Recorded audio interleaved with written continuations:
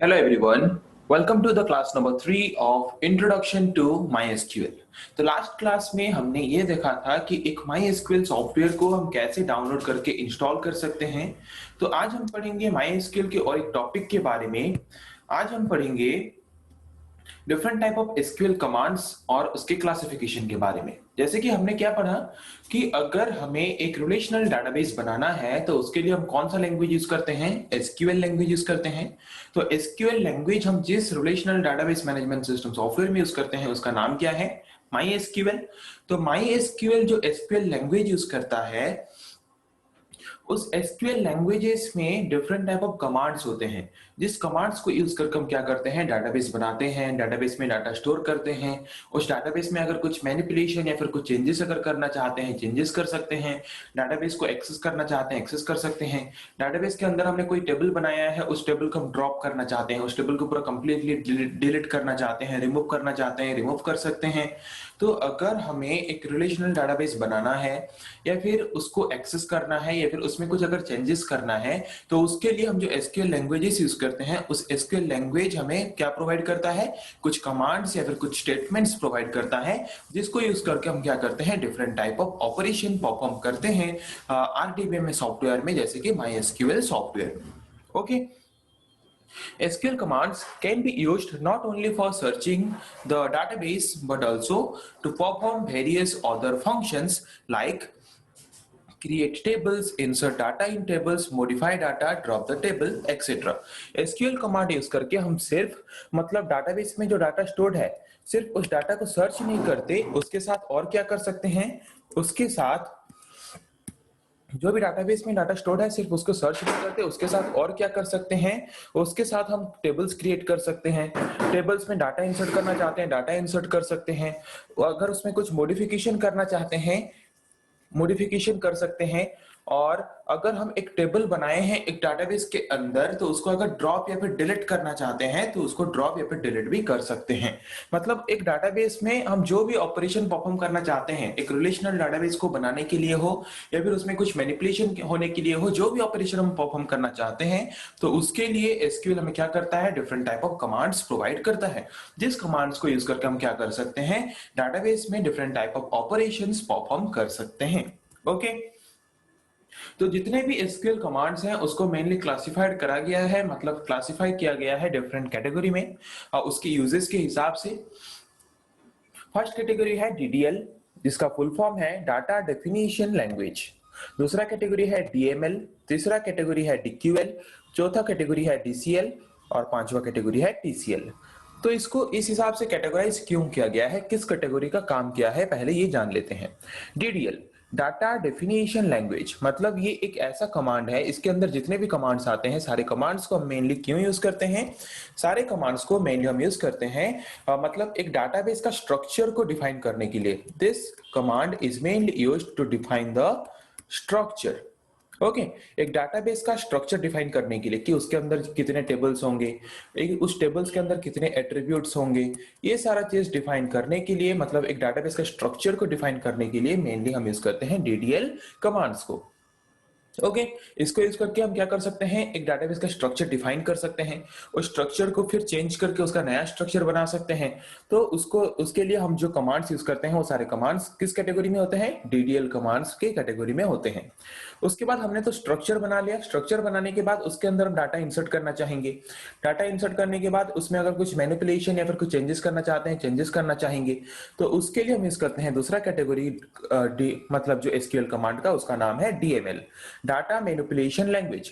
हमने जो भी डाटा इंसर्ट करना है या फिर कुछ डाटा हमने इंसर्ट किया उसमें कुछ मैनिपुलेशन या फिर कुछ चेंजेस करने हैं तो उसके लिए हम यूज करते हैं डीएमएल कमांड्स को। हमने एक स्ट्रक्चर बना लिया, स्ट्रक्चर में डाटा स्टोर किया बाय यूजिंग डीएमएल कमांड, और जो भी डाटा स्टोर किया उसमें अगर कुछ मैनिपुलेशन या फिर कुछ चेंजेस अगर करना चाहते हैं तो वो सारा चीज कर सकते हैं by using what, by using DML command. Okay, तो हमने डाटा तो अभी स्टोर कर लिया, जो भी डाटा चेंज करना था चेंजेस भी कर लिया बाय यूजिंग डीएमएल कमांड। अभी हम यूज करेंगे उसके बाद, सपोज आपने एक डाटाबेस बनाया है, उस डाटाबेस में कोई भी डाटा को आप सर्च करना चाहते हो, तो कोई भी डाटा सर्च करना चाहते हो, कोई भी डाटा फाइंड करना चाहते हो, किसी की भी डाटा के बारे में आप क्वेरी करना चाहते हो, किसी भी डाटा के बारे में आप जानना चाहते हो उस डाटाबेस के अंदर जो डाटा है, तो उसके लिए हम जो कमांड यूज करते हैं उसको बोलते हैं DQL. Data query language command. Okay, तो डीक्यूएल कमांड्स के अंदर वो सारे कमांड्स आते हैं जिसको यूज करके हम डाटाबेस में जो भी डाटा है उन डाटा के बारे में अगर क्वेरी करना चाहते हैं, उन डाटा के बारे में अगर जानना चाहते हैं, उन डाटा को अगर सर्च करना चाहते हैं, तो इस कमांड्स को यूज करके हम क्या कर सकते हैं, जो भी डाटा डाटाबेस के अंदर स्टोर्ड है उसको हम क्या कर सकते हैं, इजीली सर्च करके देख सकते हैं एज ए आउटपुट। ओके, उसके बाद आपने एक डाटाबेस बनाया, पहले डाटाबेस का स्ट्रक्चर बनाया डीडीएल यूज करके, उसके बाद उसके अंदर डाटा इंसर्ट किया, जो मैनिपुलेशन करना है डाटा में उस वो सारा चीज किया बाय यूजिंग डीएमएल कमांड। उसके बाद जो भी डाटा सर्च करना है आपने डीक्यूएल कमांड यूज करके किया। उसके बाद आता है डीसीएल कमांड। सपोज आपने एक डाटाबेस बनाया है, आप चाहते हो कि जो भी आपके डाटाबेस को यूज कर रहा है उसको एक पर्टिकुलर पार्ट क्या हो, उसको अवेलेबल हो कि ताकि वो उस पार्ट में अगर कुछ चेंजेस करना चाहता है तो चेंजेस कर सके। जैसे कि आईआरसीटीसी का सॉफ्टवेयर हो गया या फिर ऑनलाइन बैंकिंग का सॉफ्टवेयर हो गया। जैसे कि ऑनलाइन बैंकिंग में अगर हम कुछ मनी ट्रांजेक्शन करते हैं, कुछ डिपॉजिट करते हैं या फिर कुछ विड्रॉ करते हैं, तो वहां पे हमें वो अलाउ करता है कि उस डाटाबेस में हम कुछ अगर चेंजेस करना चाहते हैं तो वहां पे चेंजेस कर सकें। तो हमें उसने परमिशन दिया है कि उस डाटाबेस में हमको चेंजेस अगर करना चाहते हैं हमारे अकाउंट में तो कर सकते हैं। तो वो कैसे हमें परमिशन प्रोवाइड करता है, बाय यूजिंग सम कमांड, जिस कमांड को हम बोलते हैं डीसीएल कमांड।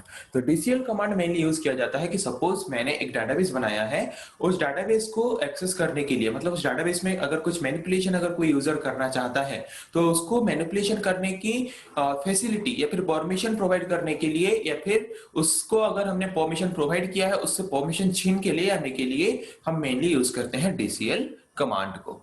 ओके, तो उसके बाद आता है और एक कमांड जिसको हम बोलते हैं टीसीएल, ट्रांजैक्शन कंट्रोल लैंग्वेज। तो इस कमांड के अंदर क्या आता है कि सपोज ट्रांजैक्शन मतलब क्या, जैसे कि हमने ट्रांजैक्शन प्रोसेसिंग के बारे में पढ़ा था, तो उस वक्त ट्रांजैक्शन के बारे में हमने पढ़ा था कि एक डाटाबेस के अंदर अगर हम कोई भी छोटा सा काम करते हैं, चाहे वो टेबल क्रिएशन हो, डाटाबेस क्रिएशन हो, या फिर उसमें कोई डाटा अगर इंसर्ट करें या फिर उसमें कुछ मॉडिफिकेशन करें, हम कुछ भी एक single small unit of logical work अगर परफॉर्म करते हैं एक डाटाबेस के अंदर, उसको हम बोलते हैं ट्रांजैक्शन। तो हम जो भी ट्रांजैक्शन करते हैं, जैसे कि सपोज आप ऑनलाइन बैंकिंग में ट्रांजैक्शन करते हो, मतलब कुछ मनी डिपॉजिट करते हो या फिर कुछ विड्रॉ करते हो या फिर किसी के पास कुछ ट्रांसफर करते हो, वो सब एक ट्रांजैक्शन है। तो जो भी ट्रांजैक्शन होता है, ट्रांजैक्शन को कंट्रोल करने के लिए हम जो कमांड्स यूज करते हैं उसको हम बोलते हैं टीसीएल कमांड।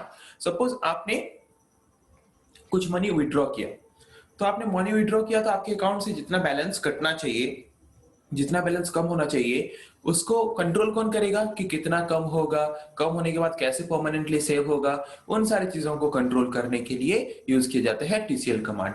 या फिर सपोज आप किसी के पास मनी ट्रांजैक्शन कर रहे हो, इंटरनेट प्रॉब्लम की वजह से मनी ट्रांजैक्शन नहीं हो पाया, आपके अकाउंट से कट गया पर मनी ट्रांजैक्शन नहीं हो पाया, तो वहां पे उसको रिकवर करने के लिए भी कौन सा कमांड आप यूज करोगे, टीसीएल कमांड। कि ट्रांजैक्शन होते वक्त अगर आपका ट्रांजैक्शन सक्सेसफुल नहीं हो पाया तो उसको फिर रिकवर करके लाने के लिए भी हम यूज करते हैं टीसीएल कमांड को। समझ आ गया कि डिफरेंट टाइप ऑफ कमांड क्या है, इसके बारे में हम डिटेल्स में पढ़ेंगे नेक्स्ट क्लासेस में, नेक्स्ट वीडियो में। आज का हमारा कॉन्सेप्ट ये था कि different type of SQL command क्या है, मतलब हम जो एसक्यूएल लैंग्वेज बोलते हैं जिसको हम यूज करके रिलेशनल डाटाबेसेस बनाते हैं माइस्क्यूएल सॉफ्टवेयर में, उन एसक्यूएल लैंग्वेजेस में क्या होता है कि वो डिफरेंट टाइप ऑफ कमांड्स हमें प्रोवाइड करता है। ओके, जैसे कि प्रोग्रामिंग लैंग्वेजेस में हम डिफरेंट टाइप ऑफ क्या यूज करते थे, डिफरेंट टाइप ऑफ मतलब सिंटेक्स यूज करते थे, सिंटेक्स को फॉलो करते थे, पर इसमें क्या होता है different type of commands use होता है। उन कमांड्स को यूज करके हम क्या करते हैं, different type of operation perform करते हैं एक रिलेशनल डाटाबेस में। रिलेशनल डाटाबेस को बनाने के लिए हो, या फिर उसमें कुछ डाटा इंसर्ट करने के लिए हो, या फिर उसमें कुछ मॉडिफिकेशन करने के लिए हो। और जितने भी एसक्यूएल कमांड्स हैं उसको मेनली 5 कैटेगरी में डिवाइड किया गया है, DDL, DML, DQL, DCL and TCL. किसका काम क्या है मैंने शॉर्टकट में बता दिया है, फिर भी नेक्स्ट क्लास में हम इसके बारे में पूरा डिटेल्स में पढ़ेंगे, डिफरेंट टाइप ऑफ और different classification of SQL command के बारे में। ओके, तो आज के लिए इतना ही। Thank you.